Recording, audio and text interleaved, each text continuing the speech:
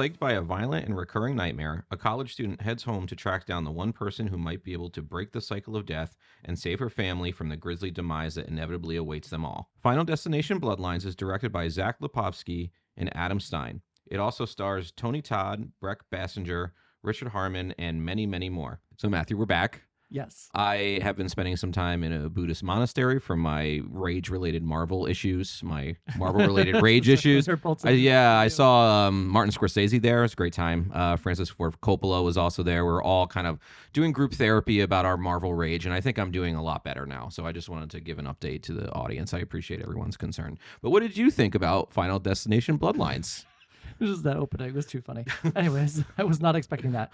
Well, Final Destination is a movie series that's been going on for quite a while, though it did have a break. I think the most recent one was probably back in like 2011. Yeah, it was like a decade ago. Yeah, and I did not see that film. I've seen the first 3 installments of the Final Destination films. Those were movies that I was pretty much dragged to as a teenager with my friends. I don't think I would have sought these movies out. If you're familiar with the channel, you know I do not like horror movies. I do not like gore movies. And this movie has plenty of ways in which you could die in very gruesome ways. But to separate itself from, I think, other horror movies, it does take itself a little less seriously. It's supposed to be more fun. And, you know, the deaths are a little bit more funny and humorous. Cartoonish, yeah. Yeah. It actually reminded me a lot of The Monkey this year. Yeah, I feel like The Monkey was really influenced by the Final Destination series because it's really all about the deaths. That's the main reason. Totally. Yeah. Now, the early Final Destination movies were nothing to really write home about. They were just kind of fun popcorn romps, and I wouldn't say they were particularly good from, you know, a storytelling standpoint or a narrative standpoint. A lot of those things that I guess were faults of those previous films, I think were added to a little bit more in this film.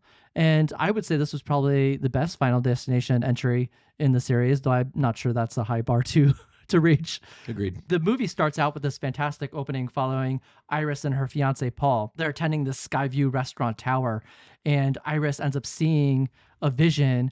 Well, we don't really know it's a vision because this traumatic event occurs, everybody dies, including herself, and then we're fast forward to the future. It's common in these films for someone to have a premonition about what's going to happen. So we don't know at the time that this is a premonition, but it turns out to be. And so we found out that she treated death, and the problem with that is that death is coming for all of them.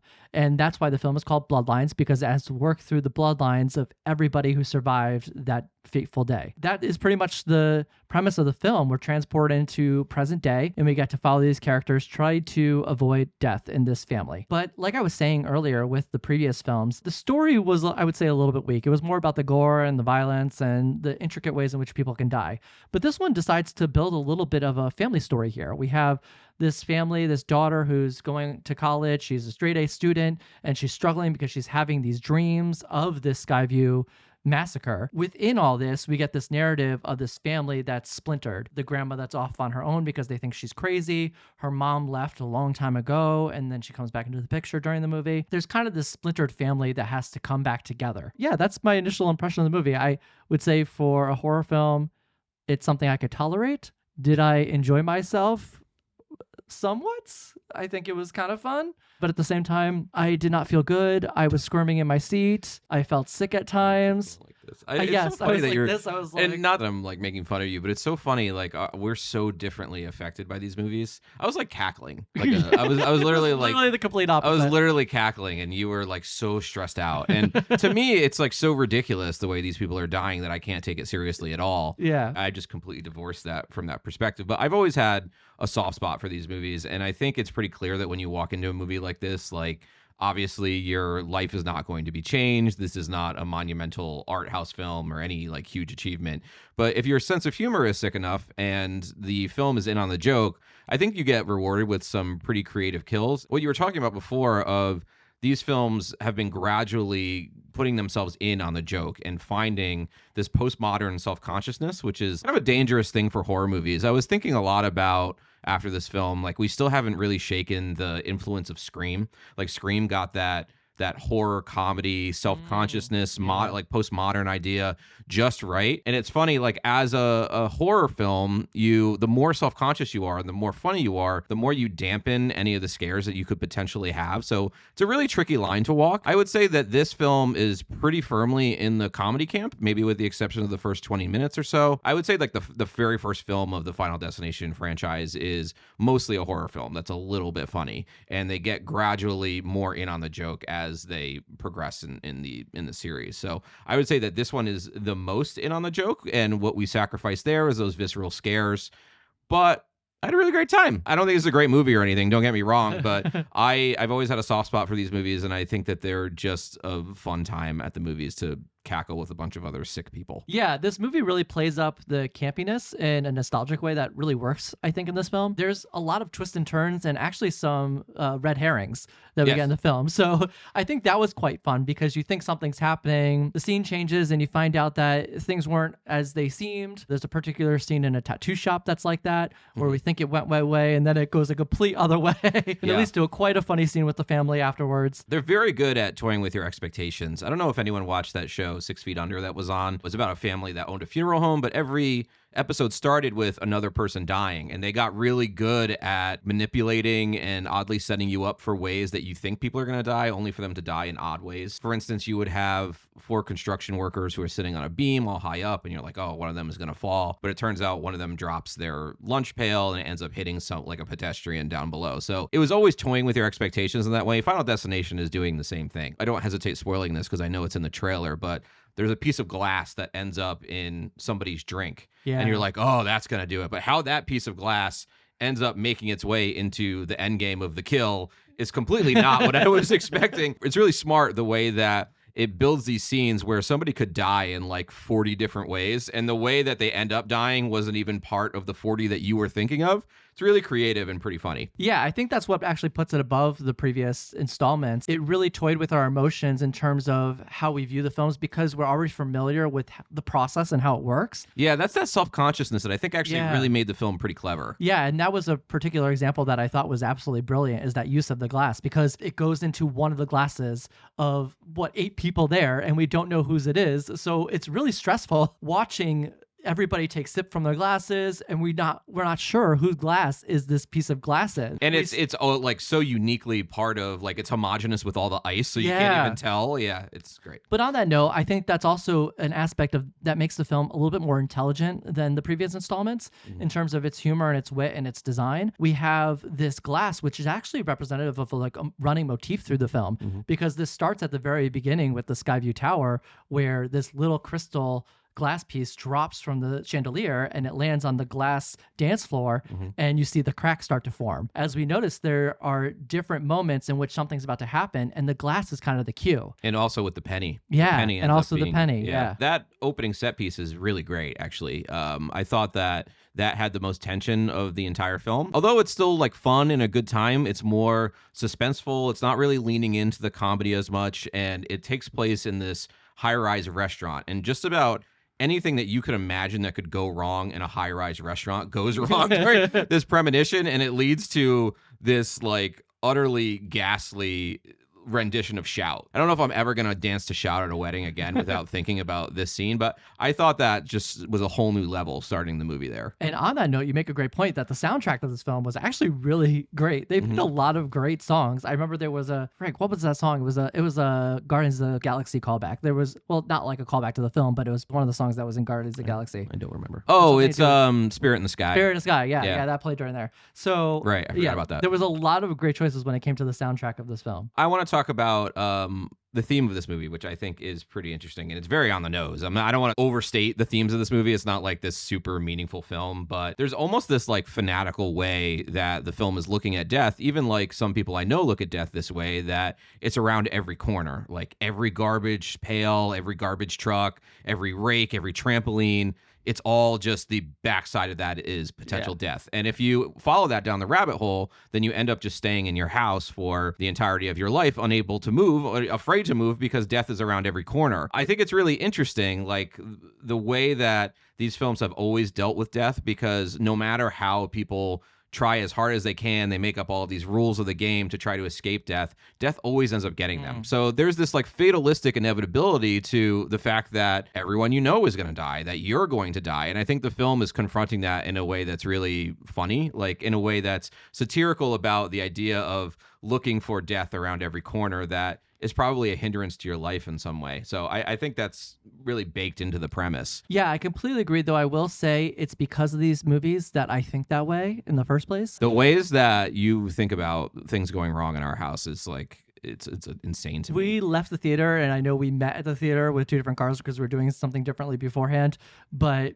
I drove the back roads home and you took the highway. Yeah, I drove pretty fast on the highway too. What?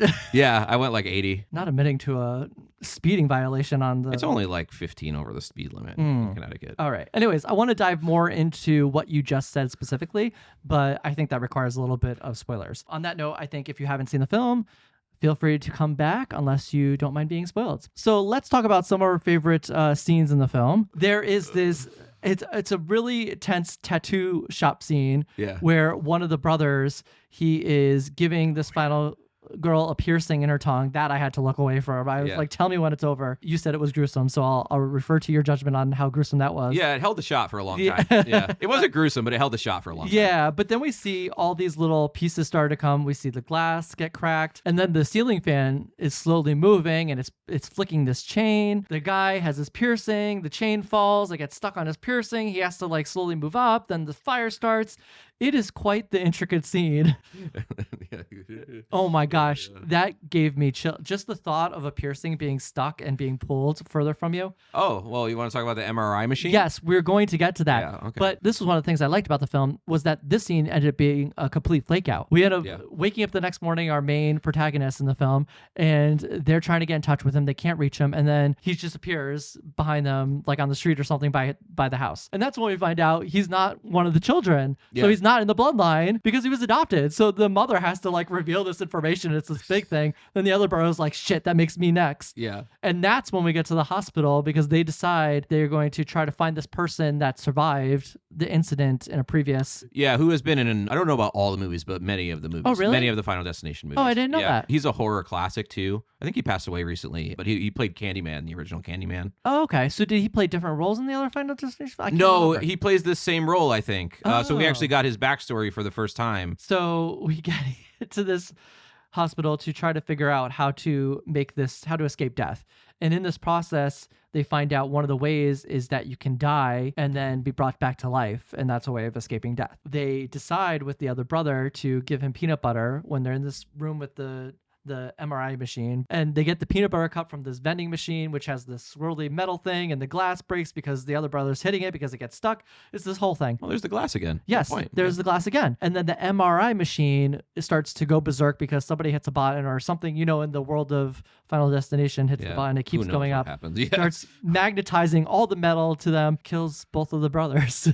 Yeah, so the brother with all the piercings, we find out all the places that he had piercings. Yes. And they seem to be being pulled out one by one until he is pulled into the machine himself. But the way that that scene evolves where it's just the nose and then the nipples just start coming out and then we see the one in his pants. And then meanwhile, the coil from the vending machine ends up killing our other friend who's allergic to peanuts.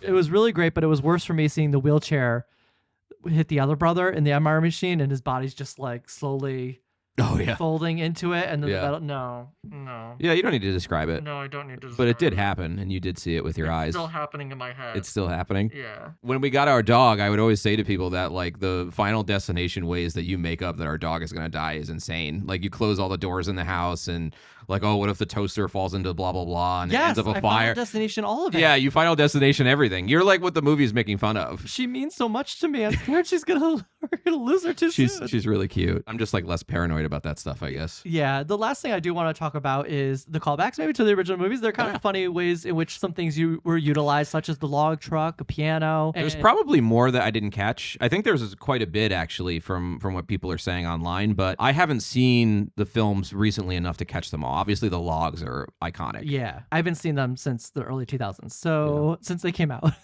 They're not movies I enjoy revisiting. I'll probably revisit this movie. I did this for the channel. We really admire your sacrifice. Thank you. But I could see myself like popping a gummy and putting this on some night. Like it's just kind of a fun exercise. So you're ready to go to grades? Yes, I'm going to give this film a B-, which is kind of fun. I mean, I think this film is like a B- or a B. Like I don't think it's anything great, but as far as my personal enjoyment of the film, it was like A+. I had a great time. I think it's a lot of fun. What you're expecting out of a Final Destination movie, I think it does it in the most intricate and creative way that it possibly could. And if you enjoyed these movies in the past and you have a sense of humor about this kind of thing, I think you'll really like it. I oddly agree. That might seem odd coming from me, but I give the film a B. I never want to see it again, and these things are going to be blurred into my memory forever. It's one of those films that actually succeeded in using nostalgia of its past, but also improving on the design of how the film is creative, its narrative, its story. Yeah, in a lot of ways, it's informed by the past, but it's not beholden to it. It's using it to be more creative and subvert your expectations, which I think is a smart way to do it. That's exactly what I was going to say. It was very creative. It had a lot of ingenuity about it. It was inspired. It was an inspired film. It's really positive to say that about a film, that you can find something inspiring about something that's existed in 5 other installments. It's funny, too. It seems like this movie is going to make like $50 million its opening weekend, which is what the first film made in its entire run in 2001. Really? Which is really wild. So that's pretty cool. I need the channel's help. Like, I need everybody to comment that Matt needs to go see Weapons with me and bring her back, because he does not want to go see these new A24 horror movies. He thinks they look too scary. So if a lot of you comment and say, Matt, we want to see your reaction, maybe I'll be able to convince him. Like, and that relationship one. Oh yeah, Together. No, yeah, the Dave Franco one. Yeah, he doesn't want to see that either, guys. Like I need your help. For a long time, I wanted to do on the channel Matt watches a horror movie, but it's basically just cruelty. Like I can't just like do that to you. On the note of cruelty, there is nothing more cruel than having to go to a horror film and the only thing they play in terms of trailers before the film are horror films. Yeah, which are all the movies I just mentioned. So I'm just sitting there in the theater, I'm like, nope. Yeah, you're like, nope. Nope. I keep hearing you next to me. You go, nuh-uh. Yeah, and you're like, nuh-uh, nope. Have fun.